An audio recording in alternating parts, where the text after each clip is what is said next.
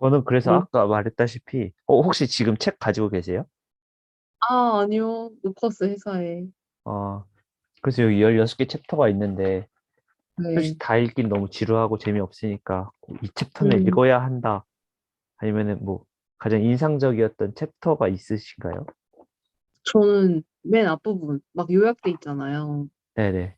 그, 쭈루룩, 뭐 해야 된다. 방법을 막 파란 글씨로 했던 그 아니면, 그 맨 뒤에 그 요약본 있잖아요. 그거 네네. 읽어도 충분하다. 차라리 어, 그거를 수 있는 게 나은 것 같아요. 저도, 저도 이 챕터보다는 요약본이 몇 페이지지? 잠깐만요. 30페이지 되거든요?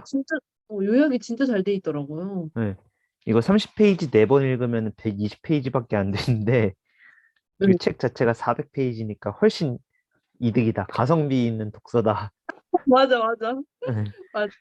만약에 이거를 뭐 읽고 독후감을 써야 된다 하면은 그냥 예시 하나만 읽고 뒤에 거를 네. 반복해서 읽은 다음에 읽은 척 하면 충분하다. 맞아요. 읽은 척하기 딱 좋다.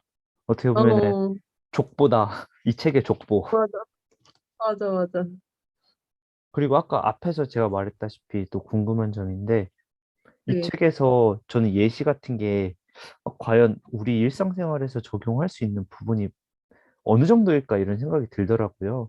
아까 어떻게 보면은 그 가장 인상적이었다고 말씀하셨던 비행기에서 비행기 게이트 앞에서 게이트가 닫혔는데 가방을 딱 내려놨더니 기장님이 게이트 열고 다시 태워줬다. 이게 자체가 음. 저는 이게 맞는 거인지도 모르겠고 이게 실제로 가능할까라는 생각이 들거든요. 그래서 마요님은 이게 서양인의 관점에서 서구 네, 서양인의 관점에서 쓴 예시라서 적합하지 않다 아니면 충분히 우리도 적용할 수 있다. 어느 쪽 의견이신지 궁금해요. 저는 충분히 적용할 수 있다고 생각하는데 마연님이 이게 맞는 건가 싶었다고 했잖아요. 네네. 근데 이 책에서는 이게 맞고 틀리고 그게 중요한 게 아니라 일단 내 해라. 목적이 목적. 중요하다고 하잖아요. 네네. 내 목적이 무엇인가, 내가 얻고자 하는 게 무엇인가, 그리고 그 목표를 향해 이제 거의 돌진해라 약간 이런 느낌이잖아요. 네네. 근데 상대방의 입장에서 상대방 머릿속에 그림을 그리고 그거에 맞게 해야 된다. 근데 딱 요약하면 그 정도라서 저는 이렇게 간단한 이론 논리는 충분히 그 문화에 따라서 약간 뉘앙스가 다르겠지만 적용 가능하다고 생각해요.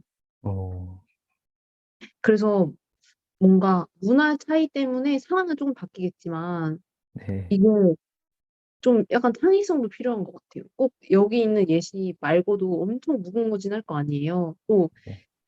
이 미국 문화에 없는 우리나라의 그런 약간 틈새 시장 같이 우리나라에만 할 수 있는 이런 협상의 그런 느낌도 있을 거고. 네. 그리고 저는 되게 또 갑자기 서구 얘기하니까 생각난 건데 이 책 내용 중에 뭐 다른 문화가 있을 땐 어떻게 하냐 이런 거에서 그 문화에 억지로 맞추려고 하지 말고 그냥 다름을 인정해라. 근데 네. 다르면 다를수록 오히려 협상하기가 쉽다. 이렇게 표현한 게 되게 좀 인상 깊었거든요. 음, 근데 사실 저는 딱 그거 읽을 때 이게 맞나? 이게 또 사람마다 다르지 않나? 왜냐면 교수님이 이미 사람마다 다르다고 했잖아요. 네네. 어떤 사람은 자기 문화에 맞춰주는 걸 좋아할 것이고, 또 어떤 사람은 아닐 텐데, 꼭 다 아니라고 이렇게 또 갑자기 선언하시나? 약간 이런 생각, 거기서 좀 혼란스럽긴 했어요. 그럴 수 있겠네요. 음,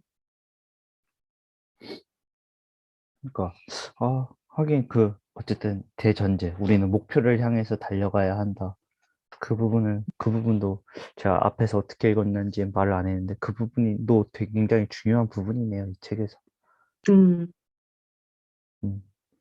그리고 마지막으로 저는 가끔씩 이제 감정적으로 상대방과 대화를 할 때가 있더라고요. 예를 들면 뭐 저도 흥분해서 좀 울먹이면서 얘기를 한다든지 아니면 음, 흥분하다 보니까 좀 목소리가 높아진다든지 그런 부분들이 있는데 뭐 이거를 좀 고치고 싶은데 혹시 마요님께서는 어떻게 보면은 이런 상담을 전문적으로 하시는 분이니까 좀 감정적으로 대처하지 않는 마요님만의 노하우가 있으신가요?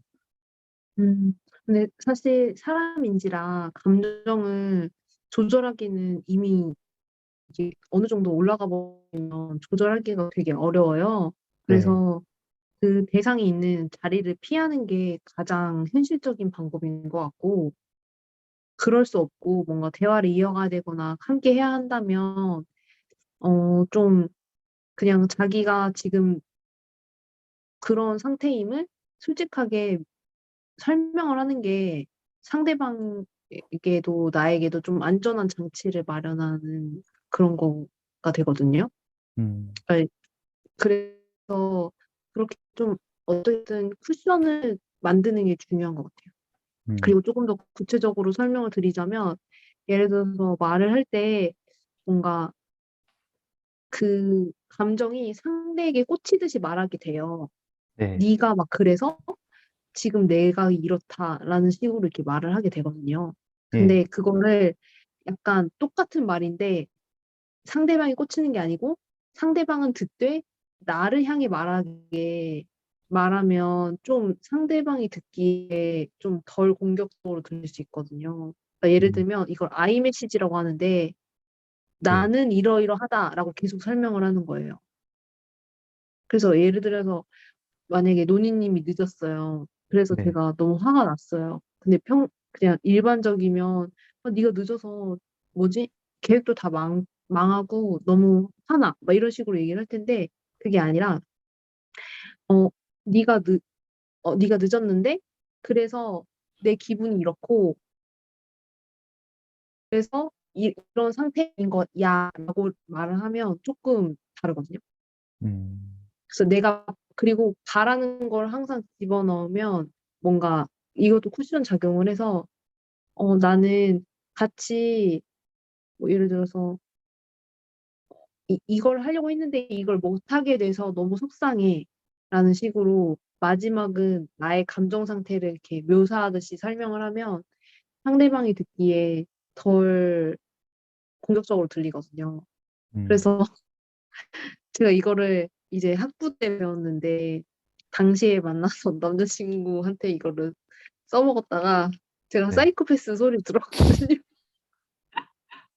왜냐면 남자친구는 막 흥분해서 화를 낸대? 저는 이렇게 감정적으로 대처를 덜 하고, 아, 오빠가 그렇게 말을 하니까 난 네. 이렇게 이렇게 하고 싶었는데 못해서 서운하고 속상해. 이렇게 말하니까 넌 어떻게 화를 안 내냐고 사이코패스 같다는 거예요. 저한테.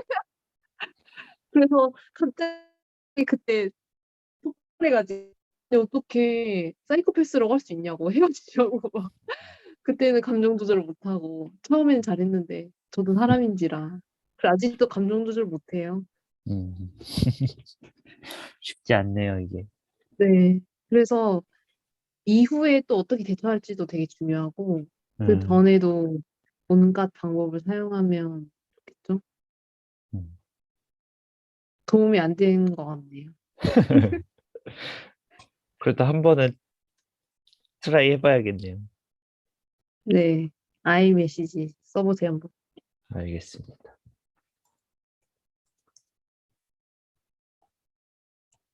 혹시 이 책을 읽으면서 가장 인상 깊었던 문장은 어느 문장이신가요?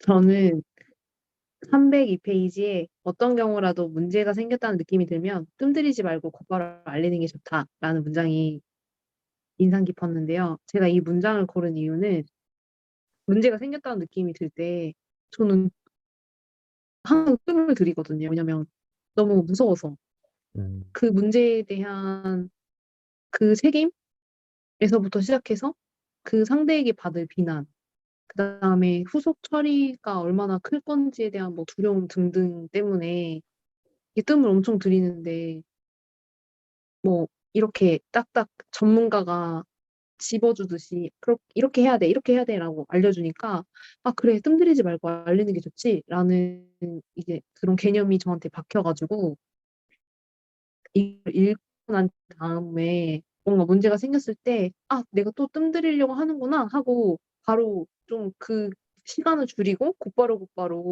하려고 하니까 뭔가 그 피해가 조금 더 빨리 처리가 되고 진짜 훨씬 이득인 것 같더라고요. 그래서 음, 아 역시 와튼 스쿨 교수님 다르구나. 뭐 이 생각하면서 아, 되게 유용했던 거였어요. 너니님은요? 저는 75페이지인데요. 언제나 대화를 통해 문제에 접근한다 라는 문장이었는데, 이게 맞는 말인 것 같아요. 이게 대화를 안 하면은 상대방이 어떤 생각을 가지고 있는지 모르잖아요. 그러다 음, 보니까 어떤 뭐 갈등이 있거나 해도 풀 수 있는 상황 자체가 만들어지지 않더라고요. 그래서 음, 저조차도 대화하기, 뭐 이렇게 감정의 갈등이 있거나 하면 대화하기 싫은 경우가 많거든요. 그 이 사람이랑 말도 하기 싫고. 근데 그래도 음, 이 문제를 해결하려면은 어쨌든 대화가 필요하다. 그래서 대화하는 것만큼 저는 좋은 의사소통 수단도 없는 것 같아요.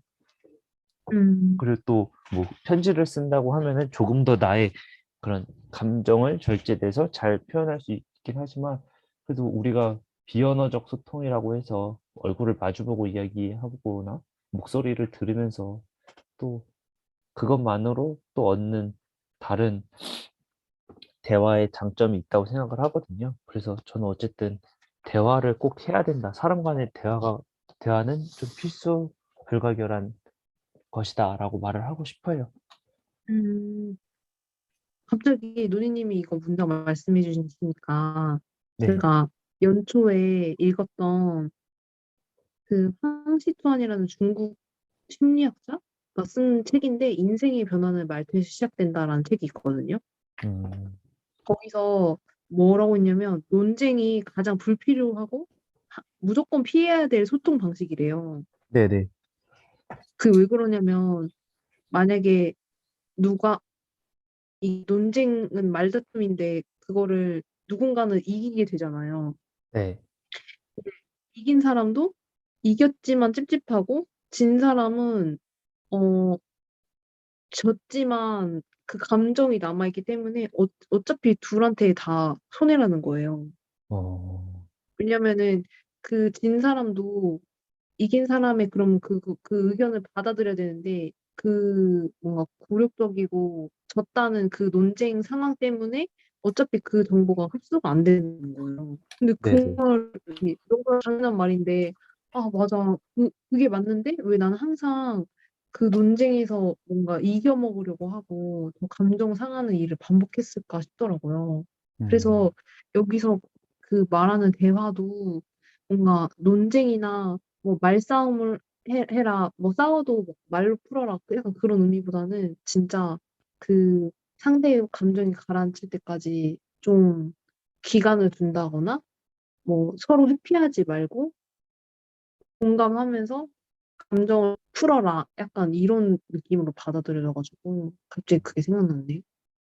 음, 진짜 어려운 것 같아요. 맞아요. 그럼, 그러면 한 줄 평? 네, 저 제 논의, 거부터 말할까요? 네, 먼저 말씀하세요. 아, 노니님부터 말씀하세요.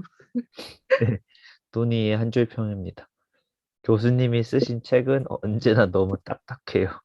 5점 만점에 2점입니다.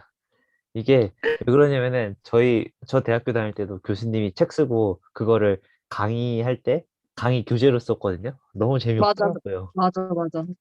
심지어 강매당하잖아요. 네, 그것도 뭐였지? 뭐 메인큐의 경작 이런 게 아니라 그냥 이렇게 책으로 나오는 거 있잖아요.